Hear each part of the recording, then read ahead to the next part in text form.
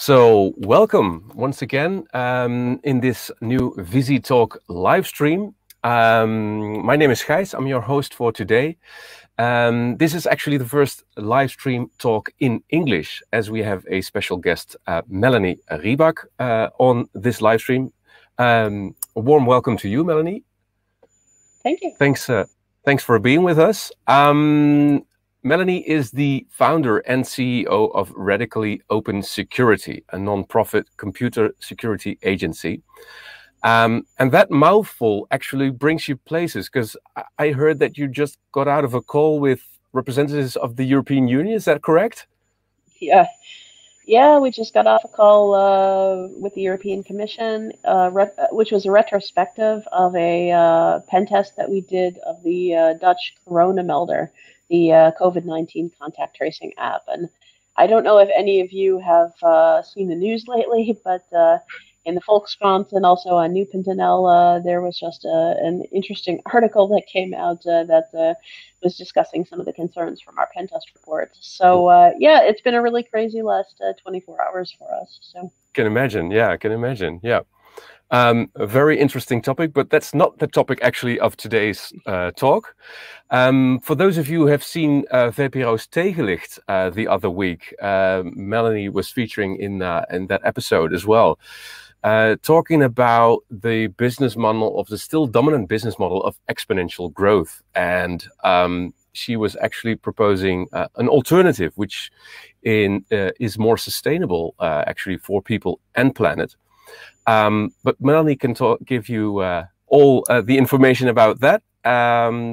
One last message before I give the floor to Melanie is, if you have any questions or comments, please put them in the YouTube chat, which is below or besides or above, depending on your device. Put in your questions there, your comments. I will collect them and forward them to Melanie after her presentation. So without further ado, the floor is yours, Melanie. So thank you very much. So I believe I have about 25 minutes to talk to you all. And yeah, all I can say is it's really been quite a journey. Of course, my head is a bit full at the moment with everything that's going on with the Corona Melder and the audit. It's just because, this morning, of course, the Tweede Kamer had a discussion. Also the Eerste Kamer is having a discussion about it later this week. So it's really nice that we're in a place that we're able to help shape the public discourse on this. Now, the funny thing is we are doing this as a not-for-profit company. And of course, this is the reason why I was invited to talk with you all today, to tell you about our slightly unusual business model. So, Radically Open Security, first of all, is set up as a social enterprise. So I started Radically Open Security quite simply because I was a bit discontented with some of the incumbents on the Dutch security market. Oftentimes with security companies, they do tend to work with intelligence agencies, build surveillance solutions, hack activists, or otherwise, act as kind of non-transparent black boxes, of the kind where you typically get from the big accountancy firms, where they sort of come in and they're like, yeah, we're the experts, where you stand back, we're going to solve everything for you, and then send you a large invoice, and a report. So, of course, in security, security is a mindset. Security is a process. So security is not just a set of band-aids that you receive in penetration test reports. So after I dealt with some of these security consultancy companies, when I was working in the cybercrime team of ING, I realized that, I think that we can do better, So that's when I started Radically Open Security about 6.5 years ago. And really our objective was to create a company that focuses on openness, on transparency, and also upon our commitment to open source. So basically all of the tools and frameworks, all of the software, all the trainings, all of the documentation that we that we create gets published in either our GitLab or our GitHub repositories online with Creative Commons or GPL licenses free of charge. So that's one thing. Another thing also is that our penetration testing workflow that we designed is called Peek Over Our Shoulder. And what this means is we invite customers into our chat rooms so that they can listen along with our penetration testers as we are breaking their stuff. So of course, this is like really super entertaining to see, exactly how we're busy hacking you. But the more important thing is that it's also really educational. And we're optimizing for knowledge transfer. We're optimizing for conveying that hacker mindset, because of course, if developers or sysadmins or DevOps folks or anyone really can watch us and interact with us and interface with us while we're doing this, then they themselves can start to think like hackers, and therefore they will make the same mistakes far less often. So it turns out that this openness and transparency is actually really popular, because it, in a way, is kind of like getting a free training with every penetration test that you buy, with every security audit. So as a result, in 6.5 years' time, Radically Open Security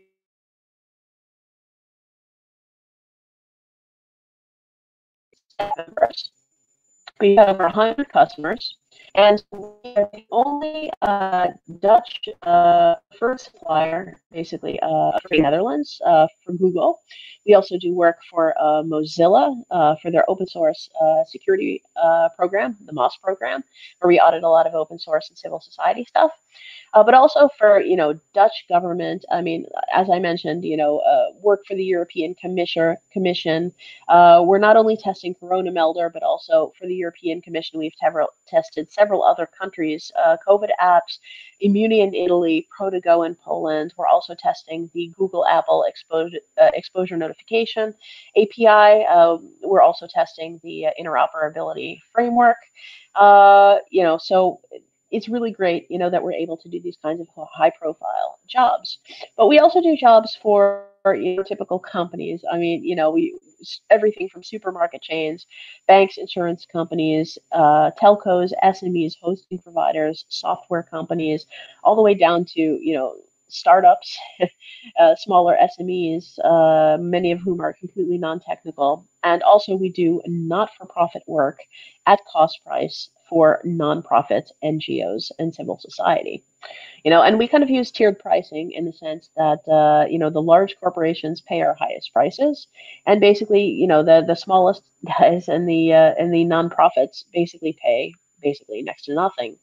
And in such a way, the commercial jobs kind of keep our wheels spinning, while at the same time the smaller players then can get serviced by this engine that we have turning.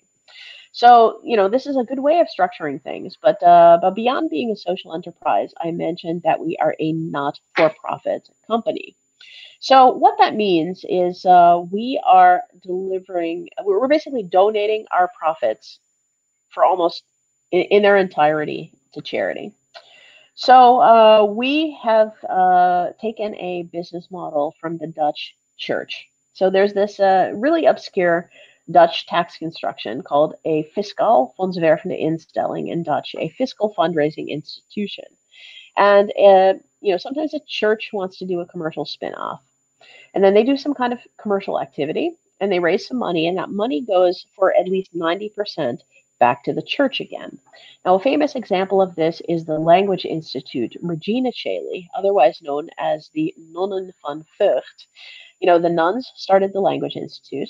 The Language Institute is independently operating, super high quality. I mean, it's where our Queen Maxima in the Netherlands learned her Dutch.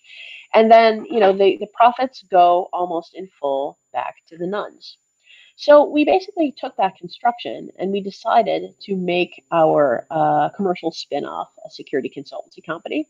And we decided to make our so-called church the NLNet Foundation. And the NLNet Foundation is an internet-related charity who supports open source digital rights, and everything for a better internet.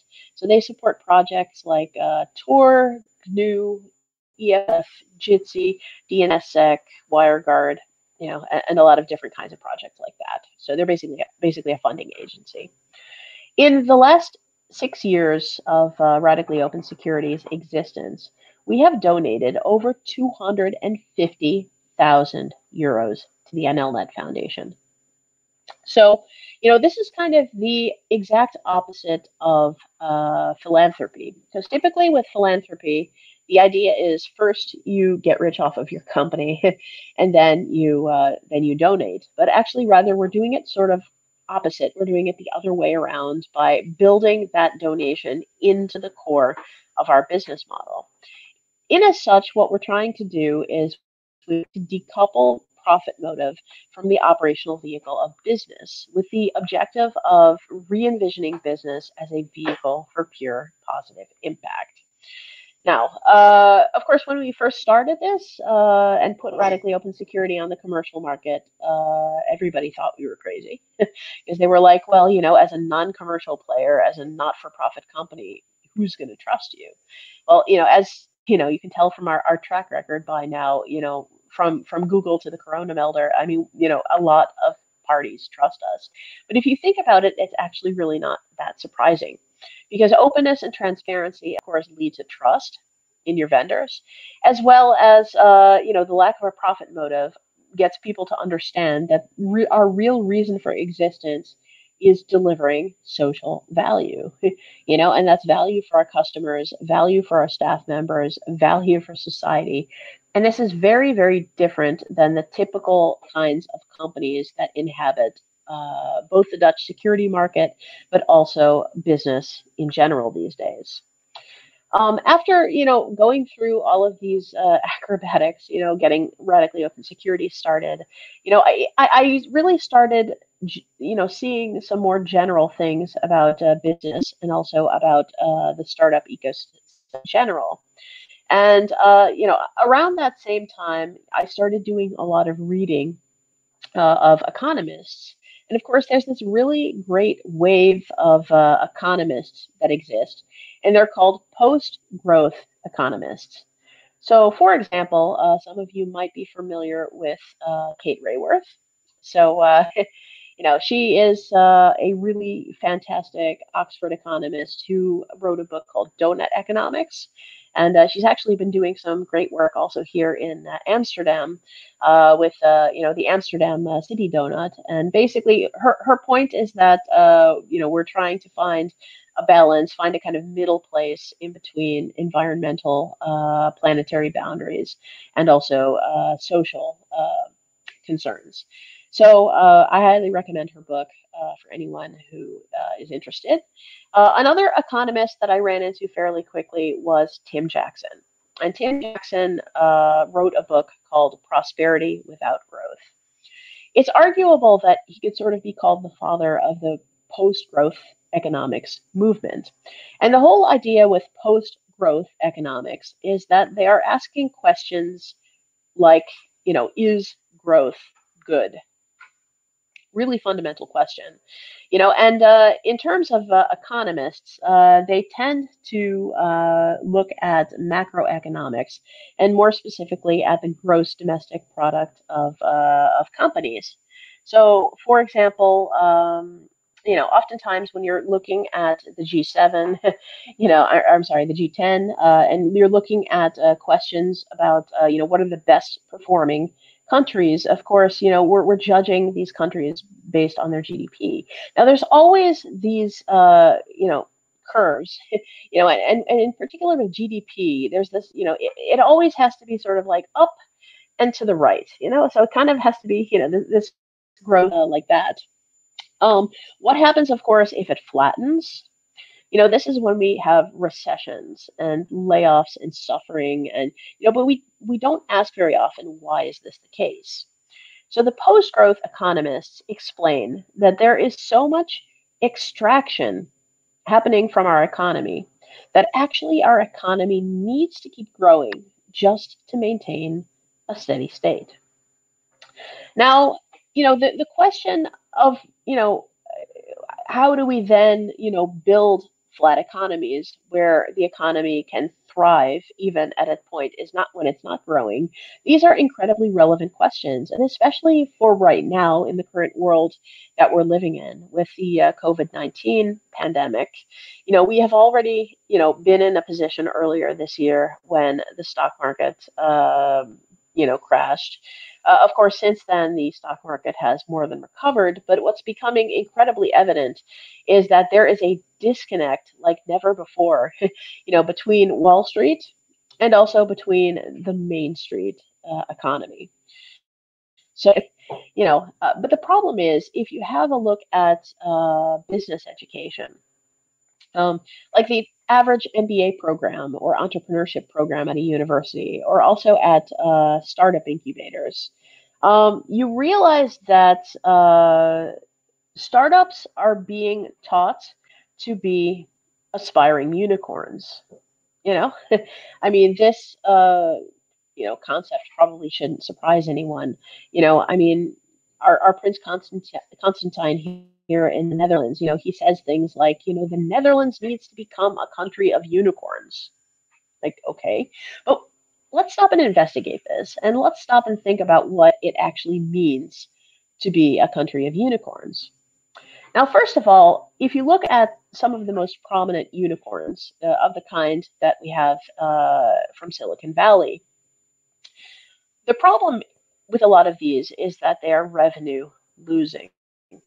So if you look at companies like Uber, like Airbnb, also, of course, WeWork is one of the most notorious cases. But basically, these companies are in a way treated like battery chickens in Dutch, like plofkippen. In other words, they are injected, they are like force fed artificially with investment capital so that they can plump up, preferably exponentially, for 3 to 5 years. After that point, then they are led to the slaughter, also called liquidation by VCs, at which, basically the company, the financial value is pulled out of the company. And this financial is pulled out during IPOs or direct listings, mergers or acquisitions, but also by things like dividends and stock buybacks. Um, After the value has been pulled out of a company, then what tends to be left of that company after the fact tends to be a shell. Because getting taken over, getting acquired, or also with IPOs, whether you're getting one small boss or 1,000, large bosses, it is really hard to maintain the culture of your company after such an event. And also the acquiring entity may or may not actually have the same interests as the original founders. And of course, this makes it particularly hard if you're trying to run a social company, anything like a social enterprise. And of course, this whole capital scale exit model, which is what I call the Silicon Valley model, this is also something that is pervasive also within the social entrepreneurship ecosystem. Because as much as the commercial incubators tend to put an emphasis on investment and funding and pitch decks, and all of these kinds of things. You actually do find the same emphasis as well throughout the impact ecosystem. Because if you go to the local impact incubators, oftentimes they also will be teaching about impact investment. And of course, you also have impact exits. It, of course, this becomes evident and problematic. One of the more famous cases in the social enterprise space is of Ben and Jerry's, a famous B Corporation, getting acquired by Unilever. Of course, Ben and Jerry's had investors, impact investors, at the very beginning. And the question then is, did Ben and Jerry actually want to sell to the Unilever? Many people think they didn't, and the reason why they had to sell is because their investors forced them to. This kind of thing happens again and again. So, we've also here in the Netherlands also had a recent case of Markt, M-A-R-Q-T. I'm sure that you all are familiar with them. Of course, they have really nice stores all over the Netherlands. They sell really yummy products, of whom I shouldn't consume too many of. But it's also a similar story. Marked had impact investors. But of course, as with many Silicon Valley style companies, they grew faster than their revenue would support, which would basically mean that they were revenue losing. At a certain point, their investors said, well, okay, it's time to move on to the exit now so we can make good on all of these losses. But then the CEO of Marked said, well, actually, I don't want to sell the company. Now the investors they insisted upon selling to Ecoplaza, and the CEO tried to block this. What wound up happening was that the CEO, well, first of all, they wound up selling Marked to Ecoplaza. That wound up happening in either case. But then they fired the CEO, and then they accused him of negligence because they were revenue losing, and then they stripped him of all of his shares of his company, leaving him with nothing. Welcome to social enterprise. So as you can see, this whole capital scale exit model, this is completely unhelpful for trying to run also social businesses. And when we start looking at social enterprises, we start seeing the problems with financial extraction. I think that in a way, financial extraction is kind of like, the original sin of business. And, this is conveyed, I think, in a very interesting story that's called The 11th Round by one of these great economists whose name is Bernard Lietaer. Now, his story is as follows. There was a village in the outback who had a market, and they traded chickens and cows and all kinds of different goods.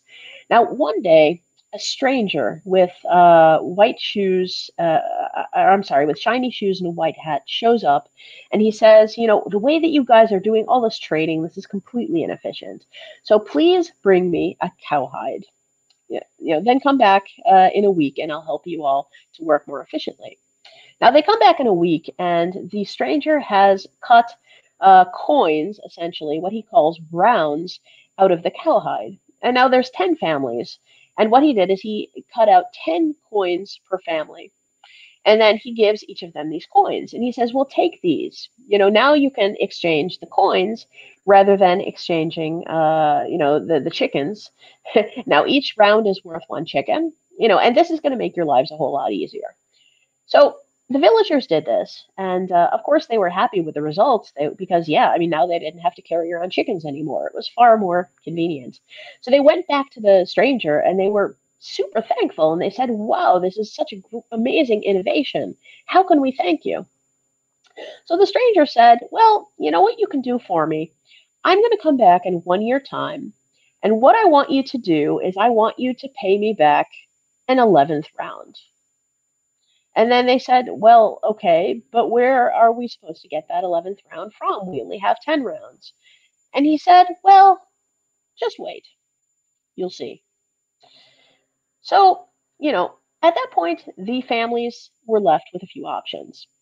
The first option was essentially to cut out one of the 10 families, so that basically each of the 9 families would have 11 rounds. That was certainly one way of doing it. A second way of doing it possibly was to default on the stranger. Or the third possible way they could handle this would be to breed more chickens, given that, of course, every chicken is worth 1 round. Now, they decided in the end that they did not want to hurt anybody, so they would try to breed more chickens.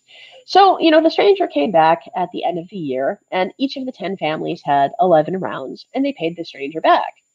And the stranger was like, great, wonderful, fantastic. For next year, what I'm going to do is instead of giving you 10 rounds, now I'm going to give you, even more rounds. And then I'm going to come back in a year again. So you can then pay me back with 11 rounds for every round that I give you.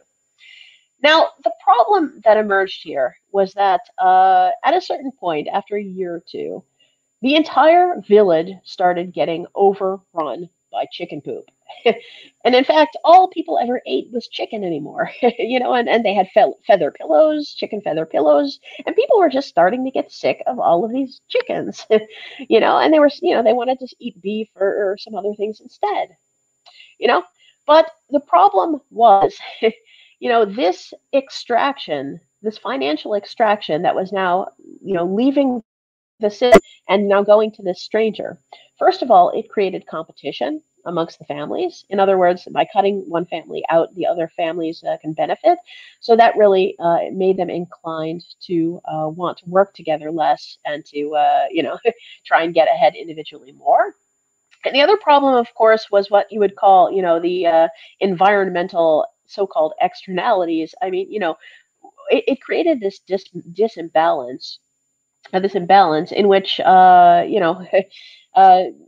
now they were basically breeding because their productivity had to increase faster than the interest rate with which they were paying this stranger, And this is sort of like why, with the Bible and saying, that money, the love of money is the root of all evil. This is the reason why, at least three of the major religions, Christianity, Islam, Judaism, all consider interest-bearing loans, and certainly excessively interest-bearing loans, otherwise known as usury, to be a sin. But somewhere along the lines, we started accepting the fact, the idea that this financial extraction is not only okay, but that it's somehow justified. And this got us really into the position that we're in right now, where we have, the modern society as it is. We have the 99% and the 1%. See, this financial extraction that we have from our economies, and also on one level layer down from this is what creates the 99% and the 1%. Now, the only way really, to keep this kind of never-ending growth, to be able to keep it up, is by monetizing the commons. Okay, so there is, of course, the earth is the most prominent version of the commons. If you think about protected areas, forests, but also food supplies, water, air, all of these things belong to all of us. Similarly, another form of commons that tends to get monetized are things like human relationships, things that we used to do for each other for free, just because we wanted to support each other. These things are getting monetized. Also things like culture, bards and minstrels used to sing for free, and now all of a sudden, we've got these business models that are commoditizing and selling things like music and art, and theater, so this also can go into this economic growth. So, and this leads us to ask, the question that also, what role can degrowth play? So there is also, beyond there being a post-growth movement, there's also a degrowth movement.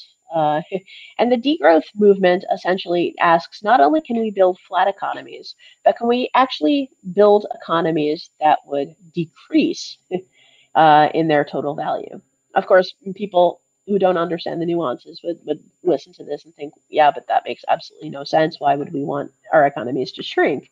But if you think about it, when an economy shrinks, what you're doing is you are taking, the monetized economy. And the question that I have is, can you take companies and use these as agents for degrowth? Which in other words means, can you take these companies and use it to colonize the monetary economy and then to redirect that back into the commons, to rebuild the commons, to rebuild the human relationships, to rebuild all of the open and shared things that belong to all of us. In this more of a concrete way, I think actually what we're doing with radically open security, is an agent of degrowth in that sense. Because what we're doing is we are colonizing, in our particular case, the Dutch computer security market, that up until now has been, occupied by commercial companies, by accountancy firms, you know, and what we're doing is we are basically, in other words, like, we're winning RFPs, we're encroaching on their business, and we're taking their customers, and we're also taking their staff, away from this commercial ecosystem.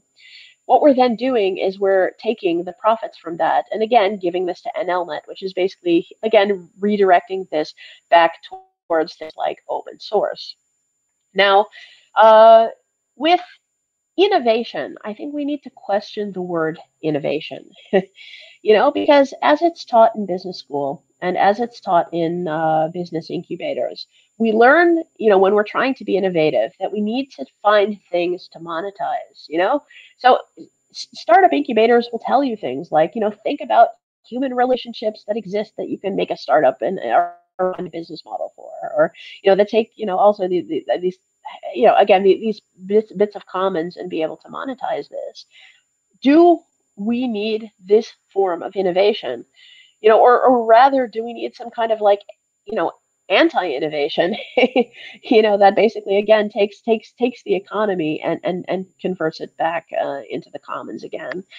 I think that these are relevant questions that we should be asking, but it's the kind of discourse that very rarely ever comes up. So, in thinking about also business education, I think that we need to pay attention to the amount of ideology that is embedded into the business tools that we're receiving. So, Occupy Wall Street, if you all remember them, they had a walkout of EC10 from Harvard University, which was the introduction to economics class from Professor Gregory Mankiw. Now, the students, they were in the front row and they stood up and then they said, "We do not want the ideology that you are teaching in this class." And then they walked out. Now, they realized that in our education, we are receiving a lot of embedded, neoliberal ideology that is completely not helpful for trying to get us as a society where we need to go. And they recognized also that we need to learn how to update our economics educations. Out of this walkout sprung many student groups like Reinventing Economics and also the Post-Crash Economics Society, where they literally have been reevaluating how can we rewrite our economics curriculum to sort of bring it up into the modern century. My question also for you guys is why have we not been having any walkouts from our business schools? And similarly, why have we not been having any walkouts from our business incubators? Because there's exactly the same problem here. With our learning how to found startups and incubators, and also with our MBA programs, there are equal measures of ideology mixed in with the tools that we receive. And until we can consciously in our minds be able to separate out that ideology from the tools, we're not going to be able to make good decisions. So, this also comes back to the business models of incubators. If you think about it, many incubators tend to take equity in their own startups. So, what this means essentially is that they're playing the dual role of educator as well as also of investor. So, I work sometimes with the Amsterdam Center of Entrepreneurship, ACE, which is the incubator of the academic university system in the city of Amsterdam. And because they are government funded and not extremely commercial, I've been teaching to their startup founders, also in their startup bootcamp, about more social business ideas and post-growth business ideas. Now, I went one time to a different commercial incubator who will not be named, and I said to them, hey, I'm giving these classes to ACE. To their founders and their cohort during startup boot camps. I'd be super happy to do exactly the same for you, free of charge. Not gonna charge you a penny for it. They thought about it, and then they said, well, actually, I'm not sure that our investors would like this because see, our incubators investors are investment banks like Merrill Lynch. So I'm really sorry, but I don't think they would like what you have to say. So we have to respectfully decline. If ever there were a more obvious, case, sort of illustration of that financial conflict of interest in incubators, that's it. So I think what we need to do is we need to think about how to rewrite the business curriculum.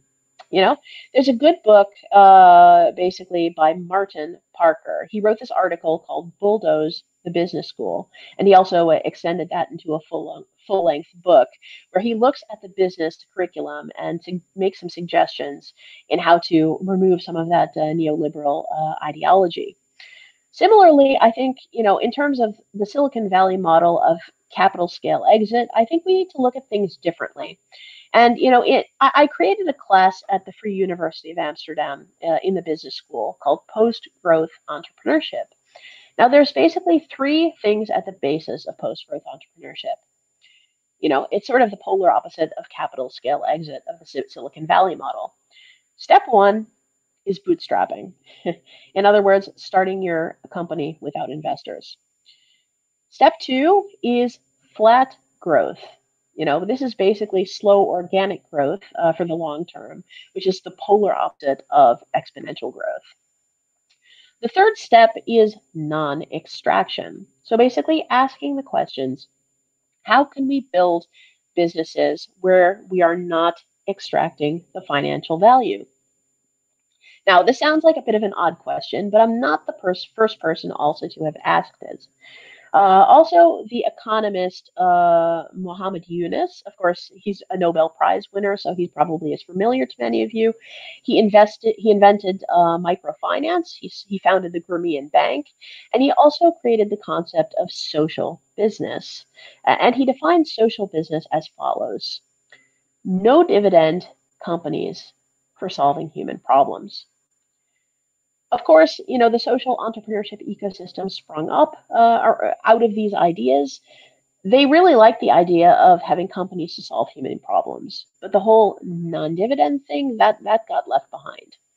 So, however, with what Muhammad Yunus was prototyping with his Grameen family of companies, he essentially created two kinds of social businesses: a type 1 and a type 2 social business.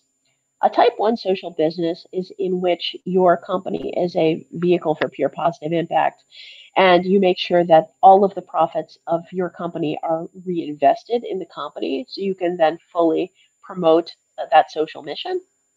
And a type 2 social business is when you do have financial extraction from the company, but that financial extraction goes in full to charity.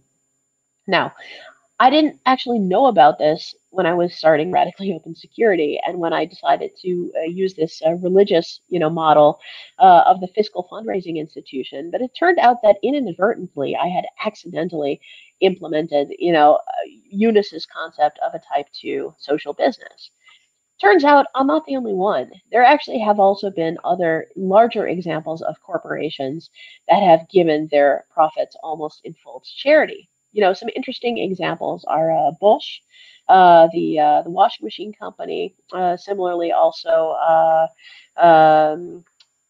do I say, Carlsberg, also the beer company. Who's giving their profits also to the how do I say, the Department of Science, basically the Academy of Science. And yeah, I mean, we need to start thinking about how we can, adapt this model. Because, as much as this extraction is the original sin of business, we also need to get it out of our social enterprises.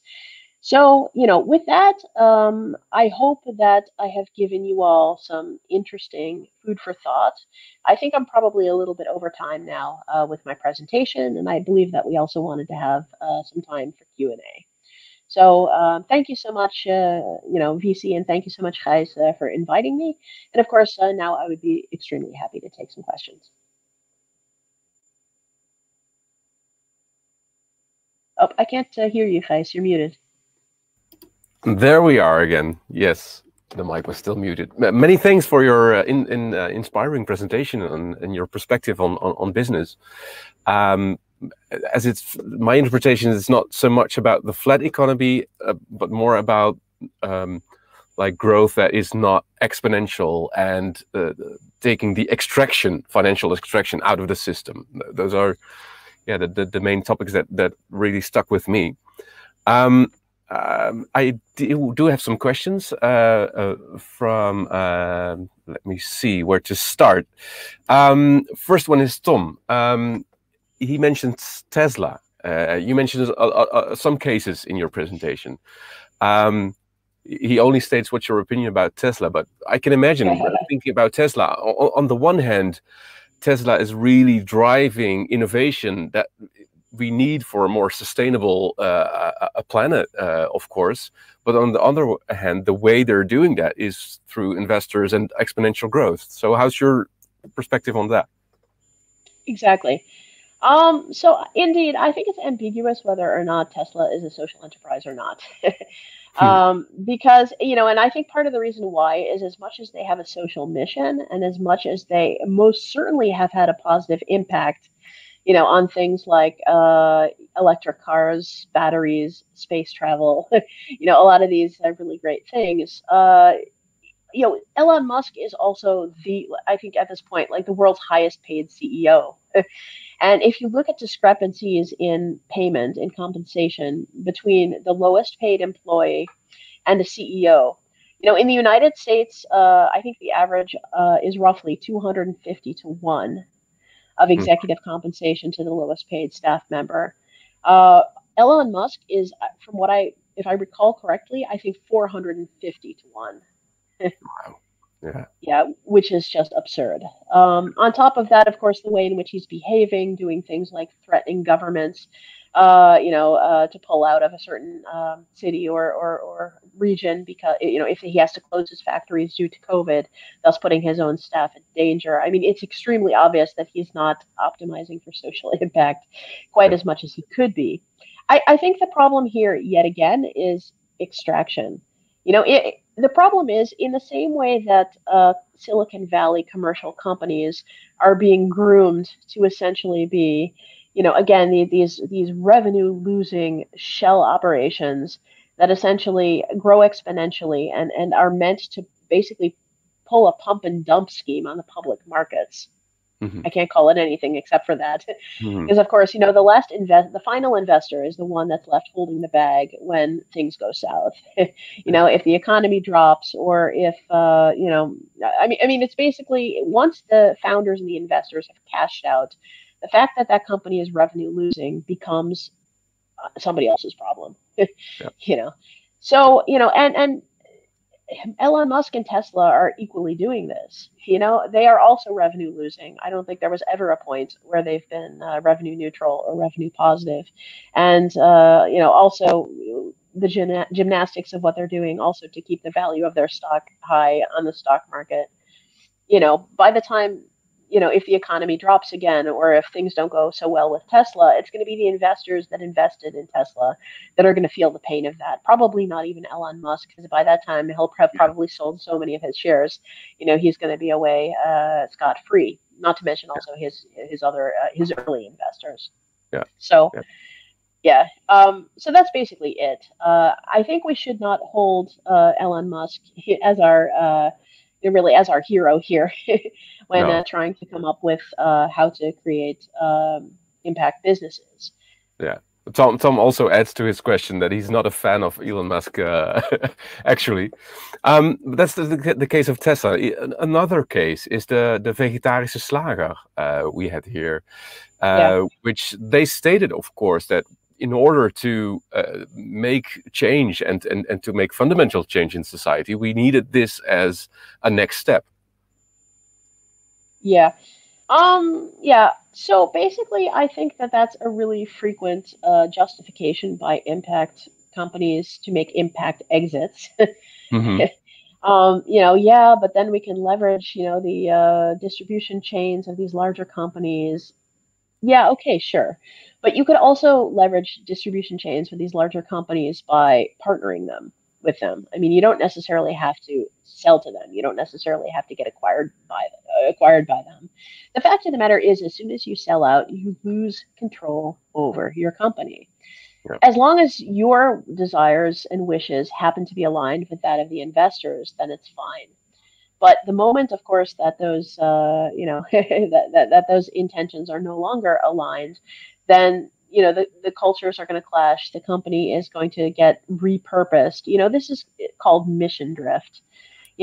Also similarly looking at another popular Dutch social enterprise. Take Fairphone. Mm-hmm.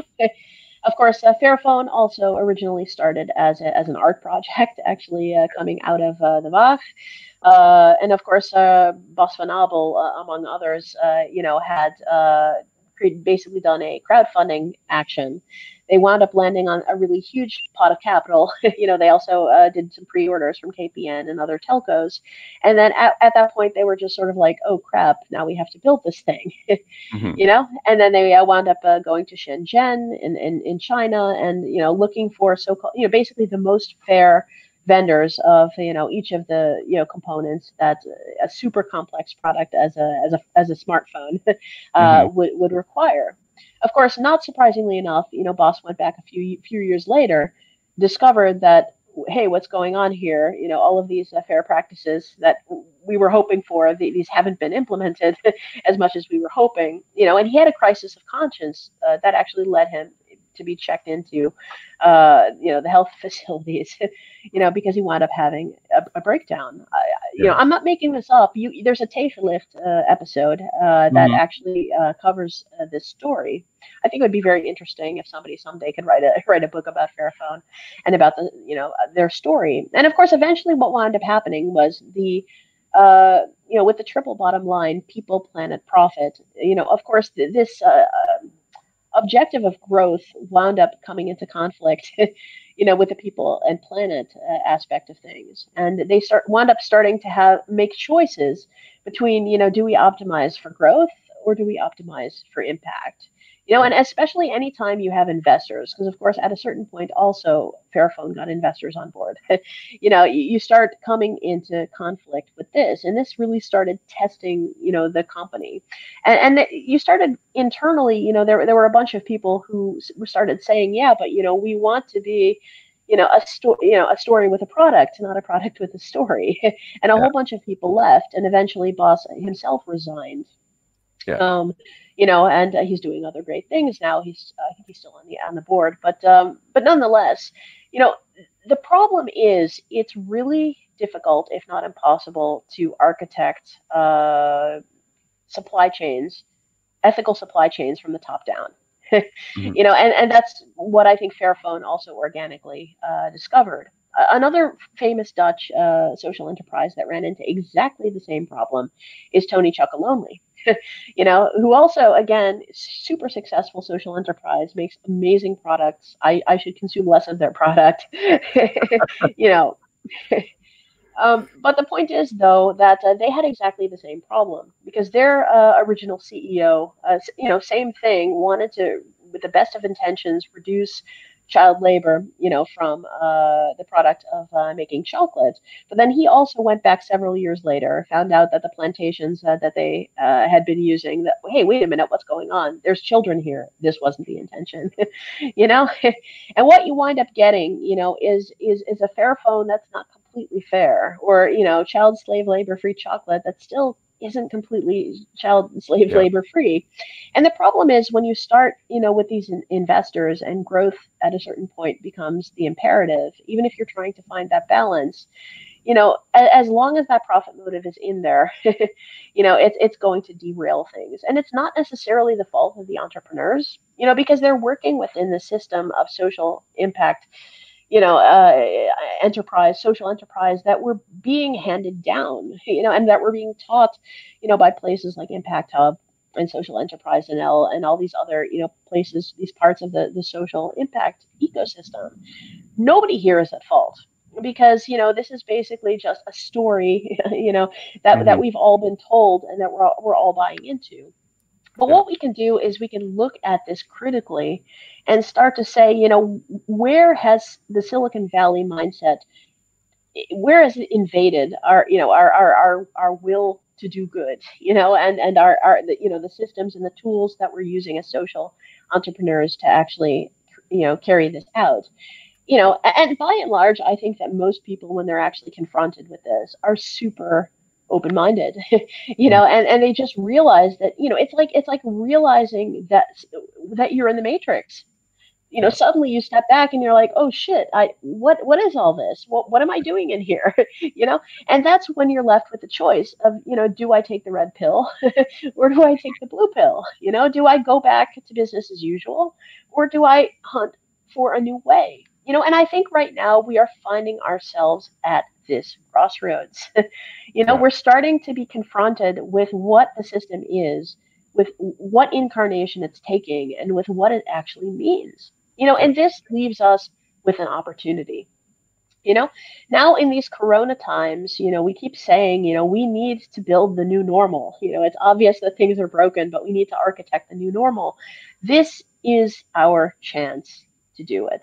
You know, you know, and if we can start, you know, it starts with a discourse and including, you know, with discussions like we're having right here, Mhm. right now, you know, on this this VC cast. But you know, if we can get people thinking, you know, is growth good? You know, is extraction good? You know, how can we eliminate the extraction from our companies?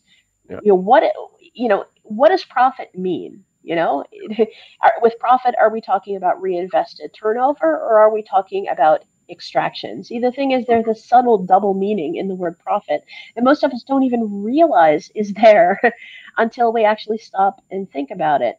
You know, if we can start creating a discourse of this and start creating new, you know, additions to our education system. So, you know, and this is what I'm trying to do with post growth entrepreneurship. You know, we need classes that can teach the next generation of business students, you know, about these systems and these frameworks and give them choices and alternatives, you know. So, what we're And doing with we need classes, but also I think we need new heroic stories, like not the heroic stories of Elon Musk and Tesla, because everybody we had dreams of building a company like those. right. But instead, we need heroic stories of yours, actually, your company, and how you are doing, how you're changing the world of doing business. Well, we need more than just my story because one story is a curiosity, Mm. you know, but we need to build a community of entrepreneurs that are actually building this. You know, post growth theory, you know, macroeconomic theory is one thing, but that's why we need the post growth entrepreneurship. We need to actually build this and we need to do this. We need to show this and demonstrate this and have living, breathing companies with books that we can open, you know, and revenue that we can measure to win over the skeptics and actually show them how this not only can be viable business, but that this can be good business. Yeah. Talking about books, a very practical question. Bas is questioning: if you have to choose between donut economy or prosperity without growth, which one would it be? He's too many books to read, so that's why he's asking. I'll actually give you a different book. It's called Throwing Rocks at the Google Bus by Douglas Rushkoff. So this is a really good account of how business got to the place where it's at, and sort of where do we go next. He also definitely goes into details about how the current startup ecosystem operates and what the problem with that is. And I think that this book absolutely should be required reading for anyone who's even thinking about starting a company. Mhm. Okay, cool. Another question, because we talked about cases of Tesla, the vegetarische slager, a very personal case also by Bas. He's asking or saying, I'm working for a company that is being bought by an investment company. And he's worried that from now on it will all be about profit. He's an optimist, but he doesn't want to be naive. So what would your advice for him be? I think his fears are real. Because oftentimes when you are acquired by those kinds of companies, I mean, it is somewhat going to derail the company. But this is sort of the problem with, having investors in the first place. This is sort of why I think we need to start with brand new companies. In the security space, we have this tenet that's called secure by design. So, in other words, if you want to make something secure, you need to build that security into the core. You just can't slap security on to an existing thing like a band-aid afterwards and then think that the whole thing is secure. It doesn't work that way. Yeah. It's the same thing with ethics in companies. You need to have companies that are ethical by design. You can't just slap a corporate social responsibility band-aid on the outside of this giant existing thing and then think that the whole thing is going to be ethical. So really, I think what we need to do is we need to start with the next generation. Now, I've attempted to do this. So 2.5 years ago, I created a post-growth startup incubator called Nonprofit Ventures. And we have been giving workshops and trainings and startup boot camps to aspiring post-growth entrepreneurs. So, for example, in March, this past March, right before the COVID lockdowns, we had a 1-week startup boot camp in Terschelling. Actually, some of the video footage from Tegenlicht 2 Sundays ago, that was actually filmed during our startup boot camp in Terschelling. And what it was is it was a combination of a personal development retreat and a startup boot camp. So on the one hand, we had things like, meditation, like 15 minutes before breakfast, 15 minutes before dinner. We had people doing something called the morning pages. So in other words, 3 pages of longhand writing first thing in the morning, which is a tool that we took from The Artist's Way by Julia Cameron, which is meant as a way to cage your monkey mind and kind of release blockages so we can we can enhance creativity. These kinds of tools, also things like walks on the beach and on the dunes, and some people went for morning swims. But at the same time, it was also a startup boot camp. So they had business model canvases to fill in, and we had mentors available, and we also had lectures on bookkeeping and legal documents, and actually the nitty gritty and the nuts and the bolts of what you need to create also solid business models and solid value propositions to actually deliver their product or service onto the market. So it really combined those 2 elements because sort of to be sort of a whole entrepreneur, you need to also be a whole human. And we need to spend just as much time looking at who am I, and how can I make my business be an expression of myself, of who I am, of my dreams, my desires, of what I want to leave my legacy as. And what I like to say is, business is one of the most effective forms of activism. Yeah. Business can be a mixed media for art. Business can be a vehicle for your spirituality. I mean, okay, all of this sounds a little bit nuts and Zweverich and but if you think about it, right livelihood is one of the Buddhist Noble Eightfold Paths. And even the Pope, look, I don't agree with everything the Pope says and does, but the Pope wrote an encyclical on economic growth, basically talking about how we need to address these issues, and it's even, our spiritual duty, So I think we need to start embracing business in this framework. Too many of us think that business has to be evil. Too many of us think that, business has to be boring and commercial and stodgy and selfish. Greed is good, but this is not the narrative that we need. I think we need to think about entrepreneurship as in being, a hero's journey, like Joseph Campbell, and sort of thinking, if my life and if my journey as an entrepreneur and the journey of my business, if this were a theater play, a theater production that we were having in Carré and I was the hero of this story, how would I want to do this, and how would I want to portray things in such a way that I am telling the story that I want to be telling, not through words, but through my everyday actions? And how can I, find a North Star of meaning and purpose that guides me, but then find dramatic unity between my everyday actions and my tiniest operational decisions in my business and get that aligned with that North Star. We need to be asking questions like that, because until we do, we're going to continue perpetuating all of the problems that we're finding ourselves in. Yeah, yeah. I'm looking at the clock, and as a final question, I'm still sitting in Carré looking at your play. You were already mentioning your dreams and your ambitions. So I'm curious, if we fast forward 10 years in time, still looking at your play, what will be your, for Radical E Open Security, or for you personally, what will be your biggest achievement in 10 years' time?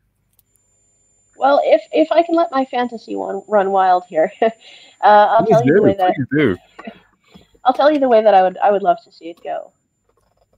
So basically, I want to get this post-growth entrepreneurship class. It's already worth 6 ECTS points as a course. I'm sorry, as an internship. I want to make sure that we get this a full-fledged course. This is already in the process of happening, but Corona slowed it down because the university's got a bit distracted by things like online education. No problem. Let's get this done. That's the first step. Second step, we're working right now with the University of Amsterdam on producing a MOOC, in other words, a massive online course that we're going to put out on the Coursera platform. We're part of the way through recording this already. Yeah, let's get this on Coursera. And what I want is that every business student in the world is going to see this, and they're going to think, post-growth entrepreneurship, University of Amsterdam, that's interesting. And then they're going to watch it and say, what is this? This is weird, mind blown. Why is this not in my business school? And then I want also, like nonprofit ventures is being an incubator for post-growth startups. We can also work together with existing incubators to integrate this line of thought. Why should we have to reinvent the wheel, with our incubators? Let's make use of the existing incubators and rather start to feed new thoughts, into their processes and into their cohorts, so we can actually start pumping out more post-growth entrepreneurs. This builds, more post-growth companies. It starts with one. At a certain point, it increases to 10. It starts with the idealists, the people like you and me, who are willing to act as founders, who are willing to pull the cart, so to speak. But we bring everyone else who's less idealistic along with us, because we create the job opportunities, and 99% of the people in the world are good. So if you give people a choice, do you want to work for this super ultra corporation over here, or would you rather work for this, value driven, post-growth company that donates to charity? For the average person, I think it's a pretty easy decision to make, as long as the compensation is roughly similar. Yeah. So, we start pulling the rest of the world along with us. And the more cash that we can redirect out of the corporate ecosystem towards charity, towards social causes, towards, this post-growth economy that can coexist next to the commercial industry. It isn't winner takes all. We can be there at the same time. We can even work together, to a certain extent. In fact, we need the commercial ecosystem and government to procure from us, to buy from us, even to enable our economy to grow. But at the same time, think about the effects this can have. Just imagine wildly if we had a post-growth company that could be a post-growth, say, accountancy firm that could become as big as a Deloitte or an Accenture or an Ernst & Young. And imagine if those profits got redirected towards a universal basic income pilot in the Netherlands. This I like the way this play goes. I like the way this play goes and ends up. Cool. Right. So I'm really sticking to this play, because I want to see how this ends. Many thanks, Melanie, for your kind words, your inspiration to all of us, and to all our viewers at home. Many thanks for tuning in to this Viisi talk. If you have any questions, please still post them in the chat, and I will redirect those to Melanie. Okay. Thanks. Thank you. And have a good day. Yeah. Oh, yeah. One last final word. If any of you all are inspired or interested or have questions or comments or even criticisms or anything at all, I'd like to ask you to do two things. One, connect with me on LinkedIn. I'm fairly active on LinkedIn, and I can loop you in. I'd be more than happy to talk to you. I'm mentoring people. We can get you involved with nonprofit ventures with our incubator, and this is how you can get involved. The second thing that I want to say is if you want more information, besides my LinkedIn feed, please also have a look at postgrowthentrepreneurship.com. There's a TEDx video there, but there's also a workshop that I had recorded. It's a little bit outdated now, but it's still 6 hours of educational videos that are enough to give you a good, well-grounded basis in post-growth entrepreneurship. This is available free of charge with a Creative Commons license. So thank you. Cool. Great tips. Many thanks once again. And to all our viewers, have a good rest of the day. Bye-bye.